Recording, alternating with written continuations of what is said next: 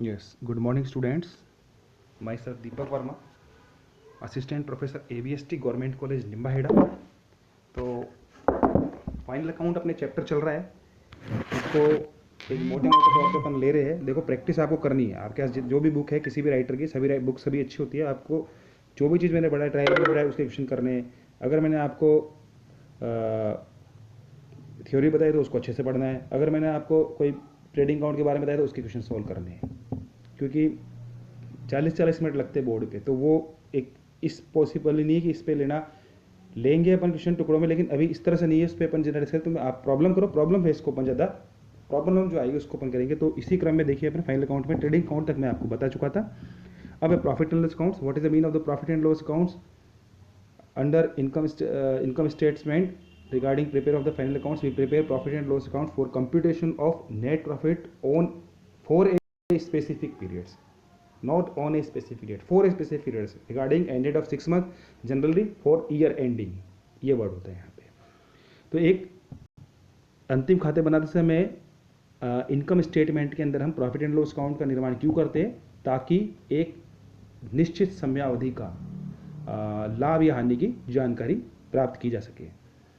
तो देखिए profit and loss account shows the income and और income indirect expenses, income and indirect expenses related of business, मतलब business की सारी income जो इनडायरेक्ट है। वैसे डायरेक्ट इनकम सेल ही होती है और सेल से रिलेटेड होती है, मैन्युफैक्चरिंग से ऑन स्क्रैप वगैरह होता है, सेल्स वगैरह, तो वो यहाँ चीज़ें आ जाती है। तो बाकी जनरली जो भी इनकम है, इंटरेस्ट रिसीव्ड है, डिस्काउंट रिसीव्ड है अपने पास, या मैं कह दूँ कमीशन रिसीव्ड है अपने पास, या रेंट रिसीव्ड है, मतलब जो भी चीज़ XYZ जो भी चीज़ है वो सब जनरली डिविडेंड विविडेंड रिसीव्ड, इंटरेस्ट रिसीव्ड, वो सब चीज़ अपने यहाँ पे इनडायरेक्ट इनकम ही होती है, सेल्स को छोड़कर। और एक्सपेंसेज जो ट्रेडिंग अकाउंट में मैंने बताया था उनको छोड़कर इनडायरेक्ट यहाँ पर अपने सारे अकाउंट हो जाएंगे।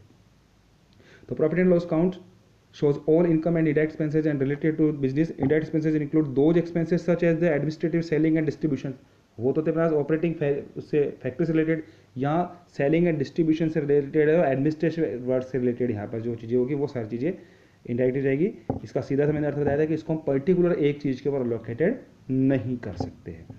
तो देखिए वापस देख लीजिए, indirect expenses included those expenses such as administrative, selling and distribution expenses that are required for the operation of business, business को ऑपरेट करने के लिए, और वो परचेज की स्थिति तक लाने के खर्चे थे।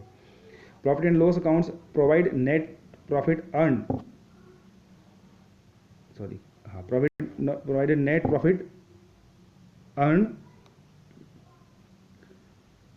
और net loss suffered by the loss. तो इसके जरिए हम क्या था, नेट प्रॉफिट और नेट लॉस के बारे में हमारे को जानकारी मिलती है। एक बार मोटे तौर पे इसका फॉर्मेट भी देख लेते हैं। Format of profit and loss account देखिए, सबसे पहले ग्रॉस प्रॉफिट या ग्रॉस लॉस जैसी भी स्थिति होगी वो यहाँ लिखे आएंगे। यही कारण है कि कई बार हम ट्रेडिंग अकाउंट के अंदर ग्रॉस प्रॉफिट की स्थिति में टू प्रॉफिट एंड लॉस लिख देते हैं, और नेट प्रॉफिट की स्थिति के अंदर हमारे पास बाय ट्रेडिंग भी, नेट लॉस की स्थिति में, ग्रॉस लॉस की स्थिति में by trading, by profit and loss लिखते हैं। तो जनरली जो भी ग्रॉस प्रॉफिट होगा वहाँ पे CD होगा, या ग्रॉस लॉस होगा वो CD होगा, और यहाँ BD होगा।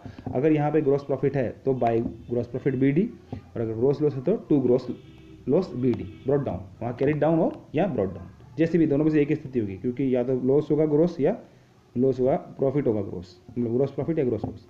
अब देखिए डेबिट साइड को एक बार मोटे तौर पर देख लेते हैं, फिर डिटेल में आगे दे रखा है। तो पहले देखिए क्या देखा, सैलरीज है, रेंट है, कमीशन है, एडवर्टाइजमेंट, बेड डेट्स, डिस्काउंट, ये अलाउड वाला है हमारे पास। और भी कुछ हो सकता है, बहुत कुछ हो सकता है, तो वो सारी चीज़ें यहाँ पर हमने को ध्यान रखनी होगी। एक सेकेंड, सॉरी एक सेकेंड, तो ये भी हमारे को ध्यान रखना होगा।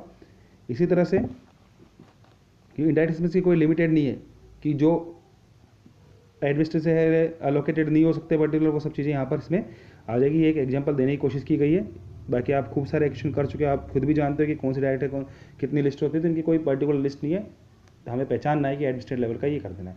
इस तरह से देखिए इनकम साइड में जो क्रेडिट साइड में आएगा वहाँ आएगा इंटरेस्ट रिसीव्ड है, कमीशन रिसीव्ड है, डिस्काउंट रिसीव्ड, और भी कुछ जैसे मैंने बताया था, rent received, dividend received, any other income, ठीक है, डिस्काउंट रिसीव्ड भी हो सकता है। तो यहाँ चीज़ें, तो उसके बाद जो भी होगी, अगर एक्सेस ऑफ डेबिट है इसका मतलब वो क्या कर रहा है, हमारे को नेट लॉस को शो कर रहा है। अगर एक्सेस ऑफ क्रेडिट है इसका मतलब हम नेट प्रॉफिट को शो कर रहे हैं। ट्रांसफर टू कैपिटल अकाउंट, इसी कारण है कि कई बुक के अंदर सीधा टू कैपिटल और बाई कैपिटल भी कर दिया जाता है। नेट प्रॉफिट है तो कैपिटल में जोड़ेंगे, नेट लॉस है तो कैपिटल से लेस करेंगे। तो अब एक बार इसको डिटेल में चेक कर लेते हैं। देखिए ये क्या कहता है, items on debit side of the profit and loss account, gross loss it is transfer from the trading account या gross profit it is transfer from trading account. जैसे salaries it refer to the amount paid to the employees as their salaries, employ को जो salary देते हैं वही है. Interest paid it refer to the amount paid as interest on the loans, जो भी loan लिया उसको चुकाने के लिए ब्याज यहाँ पर आएगा.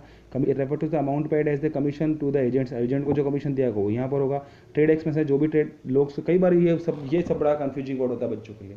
Trade expenses, trading account, trade expenses, इसको डायरेक्ट कर देते हैं, ऐसा नहीं है. ट्रेड एक्सपेंसेज हमेशा इनडायरेक्ट होंगे क्योंकि व्यावसायिक खर्चे, व्यापार के खर्चे, बिजनेस के खर्चे, व्यापार के खर्चे, ये तो इनडायरेक्ट ही है ना, पर्टिकुलर माल को तो ना अलर्ट करोगे.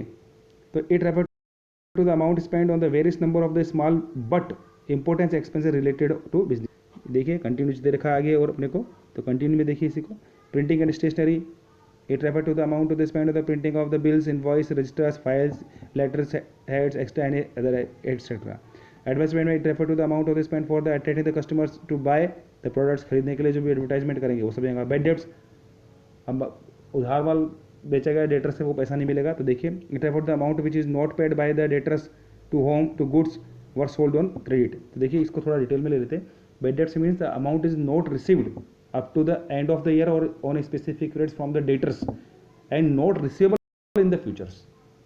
क्योंकि ये कह रहा है कि जो डेटर से नहीं मिला है ना, मिला नहीं और मिलेगा भी नहीं मिलेगा, डूब गया, वो बैड डेट्स हमारे पे है. संभावना पे प्रोविजन हम बना देते.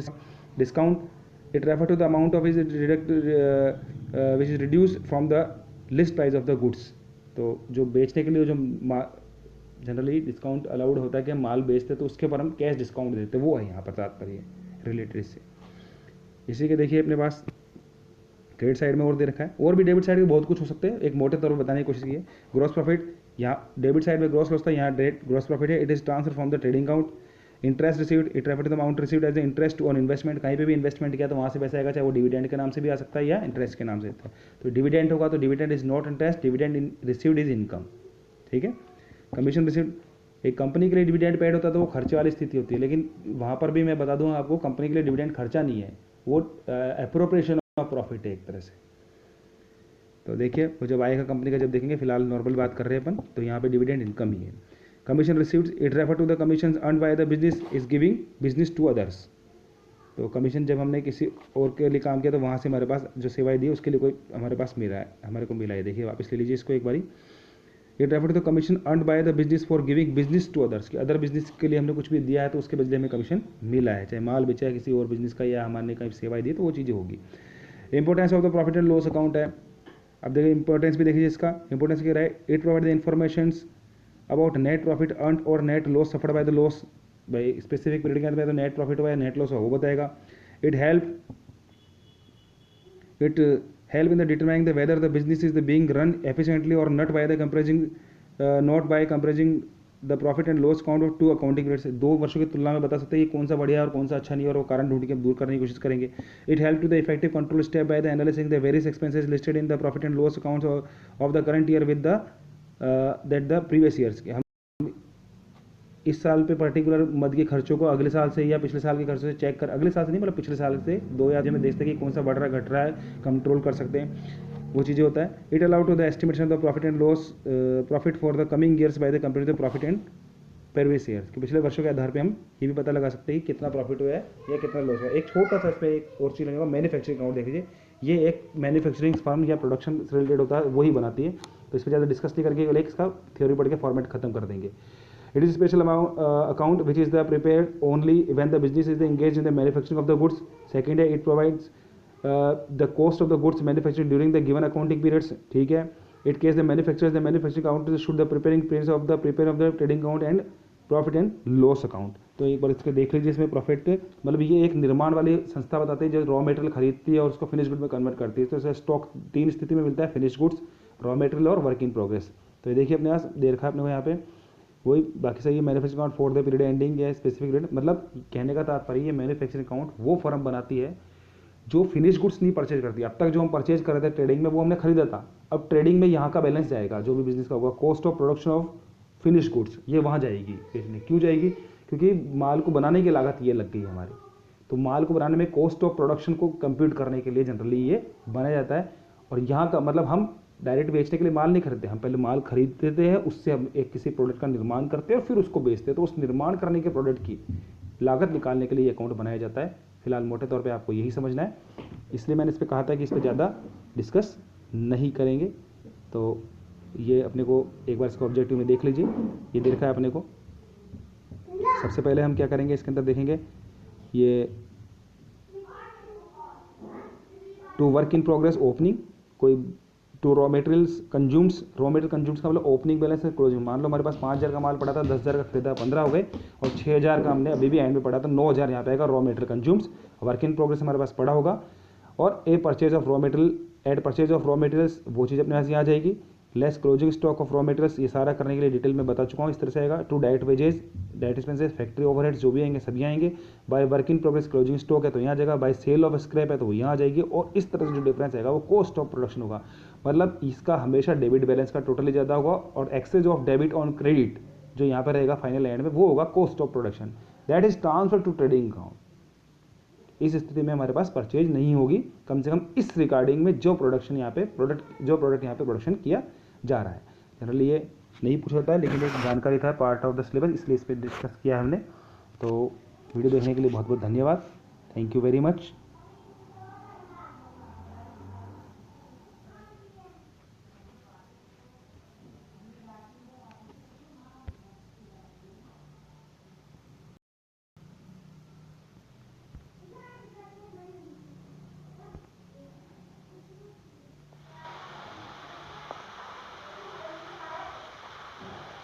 Sorry, yes, good morning students, मैं sir Deepak Verma.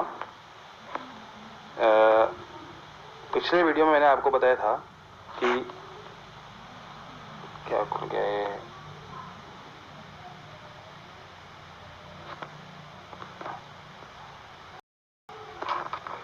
Sorry, yes, good morning students. पिछले वीडियो में मैंने आपको बताया था कि फाइनल अकाउंट्स की थ्योरेटिकल क्या था, ट्रेडिंग अकाउंट क्या होता है, इसके ट्रेडिंग अकाउंट के किस तरह से अपने इसका फॉर्मेट क्या होता है। तो ये चीज़ें हमने देखी थी बहुत अच्छे से।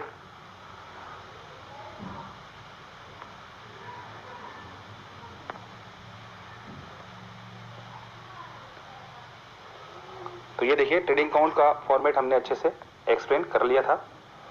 अब देखिए अपने पास आगे हम देखेंगे कि इसके जो पर्टिकुलर आइटम जो मैंने आपको बताए थे, opening stock, purchase, wages, customs, import duty, carriage expenses, यहाँ पे इनवर्ड वाली बात है, मतलब ऑन परचेज होनी चाहिए। अगर कुछ नहीं कहा जाता तो ऑन परचेज, यहाँ पे टोटल सेल्स है, कॉस्ट ऑफ गुड्स और डिफरेंस